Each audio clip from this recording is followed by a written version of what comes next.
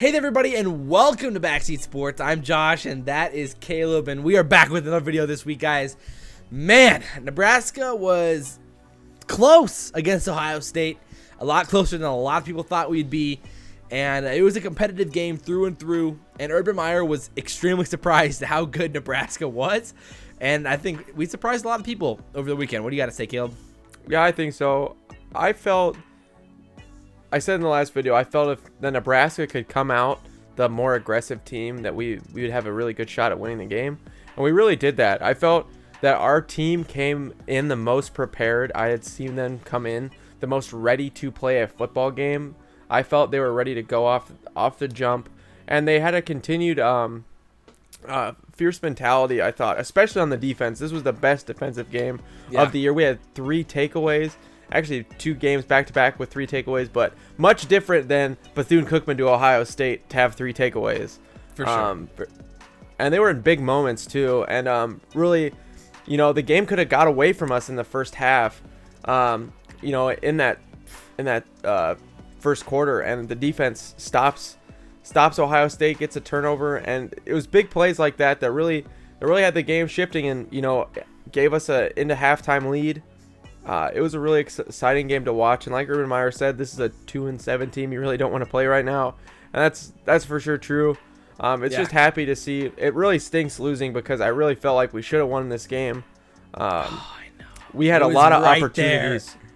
We had a lot of opportunities, more than one, to make this a multiple score game, and to more than just make Ohio State uncomfortable, to make them fear the loss. And having Urban Meyer's, facial reactions, just having him in pain was nice to see. Again, it was nice to see. For sure. Nebraska be competitive against Ohio State and not get blown out, 62-3. That was a good thing. I feel like we really gained a lot. It's really just too bad that we couldn't get that win. Yeah, for sure. I mean, it wasn't Martinez's best game of the year, for sure. He struggled at times. He wasn't as accurate as he normally was.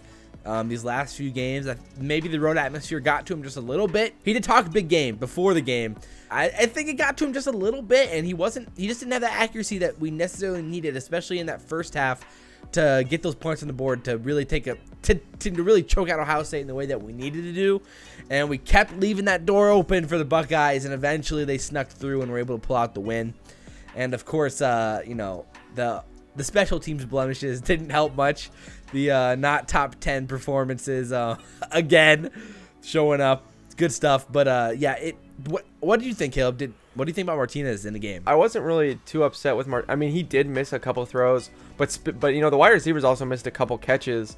True. Spielman, especially in that third quarter, we had some big moments where our wide receivers could have caught the ball to keep the drive going, to get the scores. And, Martinez put the ball in a good place. And it was really weird because Spielman had 2 plays in that third quarter where he just dropped the ball. It was really shocking. Big plays, too. And I think there was some miscues, too, on the offense. Obviously, there was the horrible throw that, the backwards throw that was a fumble that Martinez had. That was the biggest mistake of the game. Yeah, for sure. That derailed our whole team. And that sucked a lot of momentum out, for sure. Yeah. We had multiple 3-and-outs in the third quarter. And, when you're looking to really keep that punch going, you have to be able to score on those drives, and we had chances. It just showed. I didn't feel like the play call was at its best, because they're at the end in the fourth quarter where we had to go into hurry up, where I think our offense and definitely the coaches are more comfortable. We drove down the field on Ohio State, in 5 plays, scored a touchdown that we needed to, and had a chance win the game again if our defense could have stopped them. I feel like our offense is better in that fast-paced situation instead of that grinded out more of drives. And I feel like when we kicked it into highest gear when we had to in that fourth quarter, I think our offense is going to have a ton of success in these upcoming years. A lot of people were talking about the decision in the fourth quarter. Do you onside kick it right there at the end? Do you trust your defense, try to get a stop, get the ball back? Or do you onside kick and see what happens? And man, I was on the side that you onside kick that ball. I don't necessarily agree with the decision to try to trust that defense. Ohio State had been moving the ball all second half on us. Our defense did look tired and winded, and our offense had just moved the ball, at least give ourselves a chance to get the ball back there. My argument always is that if you onside kick it, there's still a chance that they don't score on that possession. There's still a chance that you stop them 3 and out. They only gain a few yards, and they can't kick a field goal. At the end of the day, it might have just come down to a trust thing with Frost and our special teams. Maybe he just straight up did not trust our special teams enough to do the onside kick. And if that's the case, then I totally understand. But at that point, just looking at it from our perspective, not really knowing that trust issue with the special teams or not, I just don't understand why you kick that ball. Try to get the ball back, give our team a chance again, man. And it's just nothing's more demoralizing than seeing Ohio State get that first down after first down, burning that clock and ending the game on that drive, man. That was just killer. It's really demoralizing. And it just sucks that we could have had an opportunity to get that ball back. I mean, obviously the chances at an onside kick are, 20% or less, but I just don't see why you don't try to kick the onside kick. I don't know how much I trust Lightbourne to make that kick. There's so much hope there. But you can't be too unhappy with the performance Nebraska put up. There was a lot of positives around the field. Again, I think the national perspective is that we're a good team. We're 2-7. We're a solid team. And I mean, Urban said it himself. Nobody wants to play us right now, and I think that shows around the country right now. Things for the players, moral victories can only go so far. Yeah, at this point, for sure. I think they're definitely done with that. But going to the Ohio State games the past 2 years, you just leave the stadium like you got just punched in the gut. Seriously. You were mugged. They just took your wallet, your keys, your car. Especially 2 years ago. Yeah, it was all bad. But this year it felt good, and we can compete. I think one real positive is it was only a few defensive players that really changed the game. Luke Gifford forced the fumble and got it back. Lamar Jackson stepped up. Mo Berry played a great game. All over the field. I don't think our defensive talent is anywhere near where it needs to be. Josh and I were just laughing and watching 2013 when we played number 7 Georgia in the Capital One Bowl. The 1 year we went 10, we had 10 wins in the regular season. And the one time we beat Wisconsin in the Big Ten. And, our defense just back then to now, we were bigger. We were stronger. We could hit harder. There was a definite, there's a definite disparity in that right now. And I think our team will get there, and more of our players will look more like Mo Berry, like Luke Gifford, like the Davis brothers. And we have some of those guys for longer, and they'll be, we'll get it going. So I think our defense has tons of room to improve. And, I just like seeing the passion that they played with that game. And with that being said, let's move it to our upcoming matchup, which is Illinois. Yeah. The Fighting Illini. Nebraska is favored. Josh. That's wild. By a lot. Favored? Yes. How much, Josh? Well, okay, just put this into perspective. We're a 2-7 team. I mean, Illinois is not great, but they have 4 wins, and we are favored by double digits. What? Yes, you heard that right. Double digits. Oh, my. 17 points. Yeah, that's wild. A lot. That's wild. Yeah. It really is. Lovie Smith's, with Illinois having one of their better years, they just smashed Minnesota, much like we did, almost the exact same points margin. They won 55-31, and we won 53-28. So not much difference there on that last matchup. Illinois is having a really weird season because they've beat teams that they should beat, and then they get destroyed by teams that they should lose to. So it's been like a year of just complete up and downs.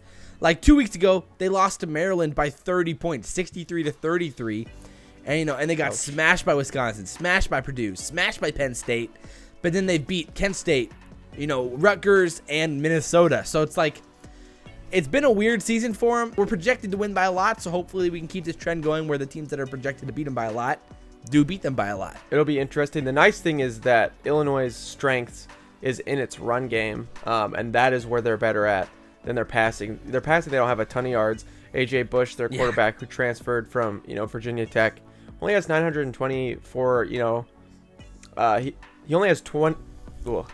A.J. Bush only has 924 passing yards and 5 touchdowns and 5 interceptions. That's not great. Although he is a dual threat quarterback. He had 127 yards rushing against Minnesota this last week. So he will provide some threats and something kind of different that our defense really hasn't seen that much of, the dual threat quarterback this year. So it will be interesting to see how we respond to that and having to be prepared for it. They only have 1,500 yards as a team passing. They have 2,300 yards rushing as a team, so they like to run the ball. I mean, literally last week, they had 4 plays of over 70 yards, which was insane. And I don't expect that to happen again this week. Of course, there's a chance. Nebraska's prone to the big play, so maybe one breaks loose, but that's you have to expect that against Nebraska at this point. At the end of the day, yeah, they're going to want to run the read option. Reggie Corbin's been pretty effective for them running the ball. He's averaging 9 yards a carry this season, which is pretty insane. And as a team, they're averaging about 6 yards a carry. So they've been effective running the ball this season. They haven't been effective throwing the ball. So, again, the keys for this game is going to be stopping that run on first down, putting them into second and long, third and long. And if we're able to do that, that's going to be, telltale sign for us to win this game. I think our defense has been pretty okay at stopping the rush. Dobbins put up a lot on us, but that was kind of Ohio State's game plan walking into the game, was to put up a lot of points. Yeah, so I think we'll be able to we'll stop them okay. And that comes to predictions. I personally think Nebraska is going to win. I think we're actually going to be just slightly under the 17 points. I think Nebraska is going to win to 42-28. That's fair. It'll be decently close, but we'll win by 14. Yeah, I was basically gonna say the same thing. I'm going with 45-30, so a little different, but similar. At this point, there's no reason why we won't put up over 35 or 40 points probably. So, I mean, our offense has finally found its groove, and even when Adrian Martinez didn't play great against a great Ohio State team, we still put up a lot of points. So, I don't see any reason why we shouldn't be putting up probably at least 40 this game. And I just don't think Illinois is going to be able to keep up with that pace. I think we're going to be pretty close to that spread, 15 points. And I think that's all that Nebraska is written for, Illinois. This will be an important game for Ozigbo, Spielman, and Stanley Morgan on the personal side. Yeah. Those guys are pretty close to 1,000 yards. Ozigbo has to average 68 yards going into it. Stanley Morgan has to average 84 yards in these last games, and then Spielman 91. So if they can, I think this will be a good game to get a really big chunk of that. If they each can, get over 100 yards, they have a really good shot at breaking the 1,000 yards. Yeah, that'd be awesome. It'd be really cool to just get, because we'd have our first receiver ever to break 1,000 yards this year. Well, guys, as always, we love to hear what you guys have to say. How much we're going to beat Illinois by? What do you think of the Ohio State game? Who's going to be the better quarterback in the long run? Is it going to be Haskins or is it going to be Martinez? Lots of great questions, and we'll get a bunch of answers as the season wraps up here. Love to hear what you guys have to say. Make sure you like, comment, favorite, and subscribe. And as always, I'm Caleb. That's Josh. This has been Backseat Sports, and we'll see you next video. See ya. The secondary. So what happened was that in a handful of their big plays, specifically their run plays, was that they used Rondell Moore in motion, which would force the safeties to shift, and then they ran the ball towards the side of the field where the motion originally came from, costing